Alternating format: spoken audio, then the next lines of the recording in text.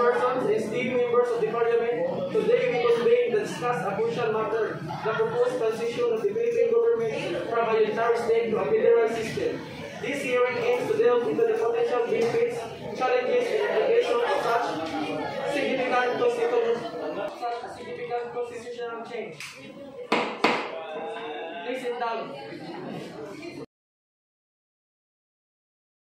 Thank you, Mr. Chair. As we embark on this important discussion, I urge all participants to engage in respectful and constructive dialogue.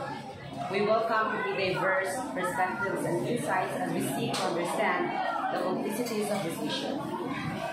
Experts and various government agencies. COMSEC, please facilitate. Thank you, Mr. Chair, and also welcome Dr. Justice, Secretary of Law of the Department of Interior and Local Government, and General Counsel for the Department of National Defense. Ladies and gentlemen, please raise your right hand and repeat after me.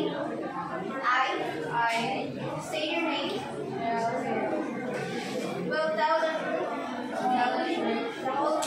the whole truth, and nothing but the truth.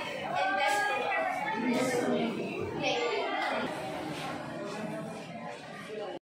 Thank you, Mr. Chair. I propose that the Philippine Congress initiate the process of amending the Constitution to establish a federal system of government. This shift would empower regional governments, promote economic, and address historical issues, Mr. Chair.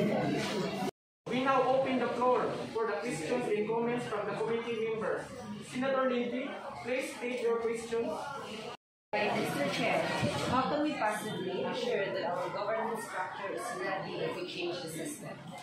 Chair, if there is a possibility that we can change our government structure, we need to ensure that the Philippine government is ready for a system change, with clear constitutional reforms and a gradual transition that needed. Public officials must be trained and the citizens should be informed through transparent communication to gain their support.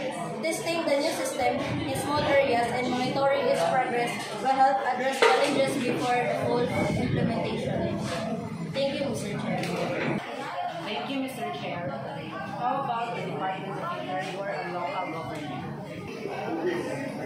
Mr. Chair, to allow for modification and feedback, implement changes in stages, this reduces disturbance and aids in complexity management, monitoring and evaluation, establish mechanism for monitoring the implementation process and evaluating the outcomes. This ensures that the changes are effective and allows for necessary adjustments.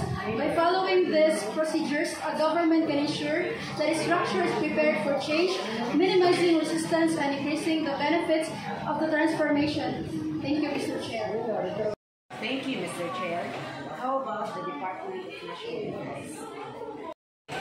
Mr. Chair, ensuring that our government structure is prepared for systematic change, such as shifting from a presidential to a parliamentary system or adopting federalism, require careful planning, inclusive consultation, and gradual implementation. A system change should not be rushed. It must be deliberate, inclusive, and aim at addressing existing issues while paving the way for sustainable governance. Thank you, Mr. Chair. Thank you, Mr. Chair. Thank you, Senator Lindsay. Any other questions?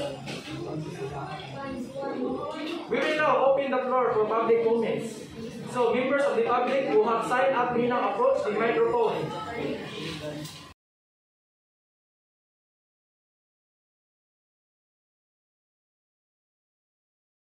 We thank our esteemed resource persons and the public for the valuable contribution to this hearing. So the committee will carefully consider the evidence and arguments presented today.